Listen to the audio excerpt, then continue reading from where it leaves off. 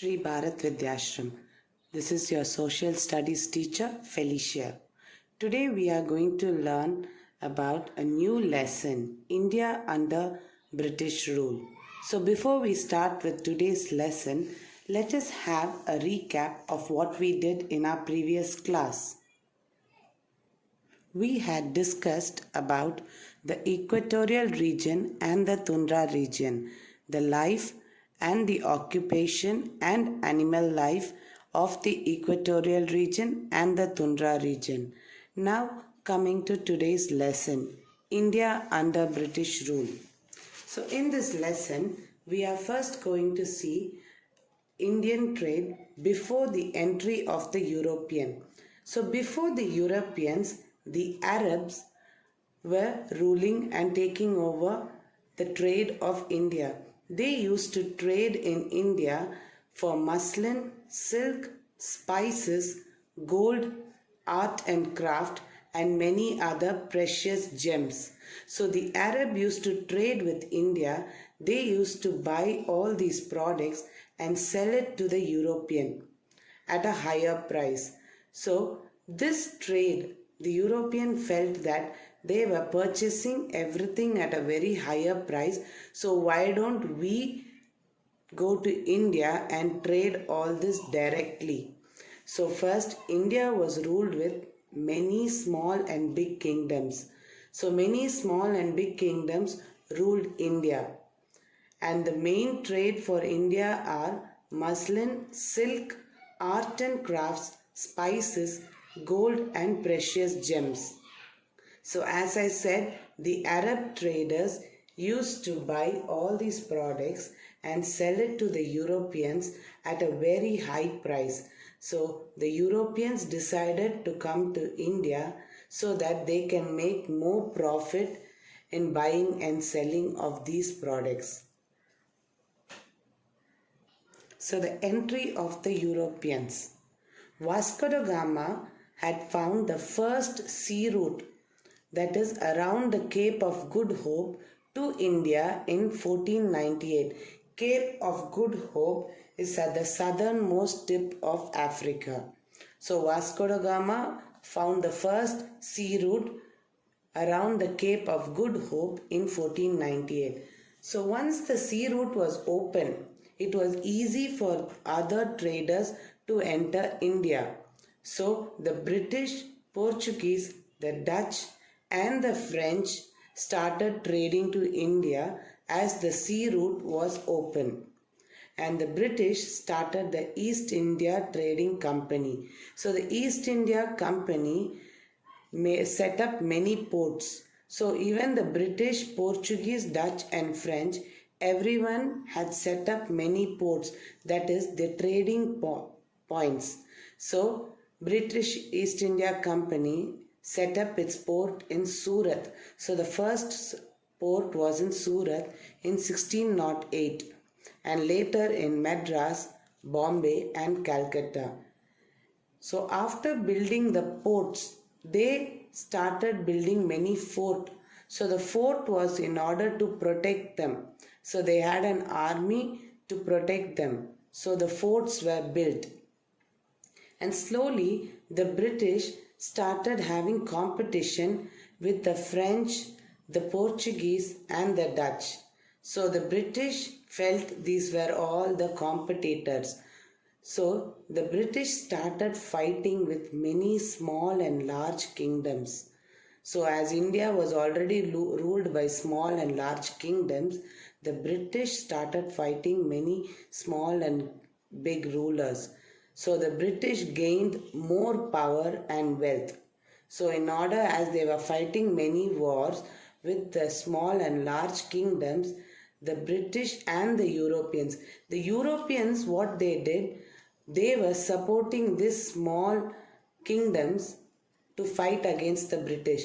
So the European also took power over India and the British also gained power over India. So they got power and wealth over India. Now coming to the Battle of Plassey. The British trained many soldiers and employed them in their army. So this army was actually more better and trained and disciplined than the small kingdoms. So the British trained the soldiers and even kept them disciplined, and they were better than the small kingdoms. So Nawab Sirajud-Dowlah ruled Bengal in 1757. So at that time, Bengal included West Bengal, Bangladesh, and parts of Bihar, Orissa, and Assam. So Bengal included all these places. So he was the ruler in 1757. Nawab Sirajud-Dowlah captured Fort William in Kolkata. So he took the help of French. The French were helpful for Sirajud-Dowlah. So they conquered the Fort William Port in Kolkata. So this fort was in Kolkata, which was captured by Sirajud-Dowlah and the French. And later the British wanted to get back their fort. So they, along with the army that was led by Robert Clive, they defeated Sirajud-Dowlah and the French. So the army of Robert Clive wanted to get back their fort, defeated Sirajud-Dowlah and the French. And it was possible because Mir Jafar, he was actually the general of Sirajud-Dowlah. So Mir Jafar, being the general of Sirajud-Dowlah, betrayed him. So he betrayed in the sense he cheated him, and with that help only Robert Clive could win over Fort William and over Sirajud-Dowlah. And the whole of Bengal came under the British East India Company. So the whole of Bengal at that time included West Bengal, Bangladesh, and parts of Bihar, Orissa, and Assam. So now let us see what are the other battles that were fought by the British. The British fought against Hyder Ali and Tippu Sultan in Mysore. So the British defeated Tippu Sultan after fighting 4 wars in 30 years. So it took 30 years for the British to take over Mysore.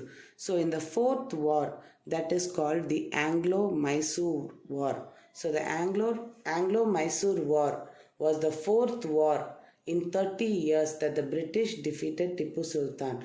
And later it went to fight with the Sikh in Punjab and the Marathas. So after the Anglo-Mysore War, it was the Maratha War.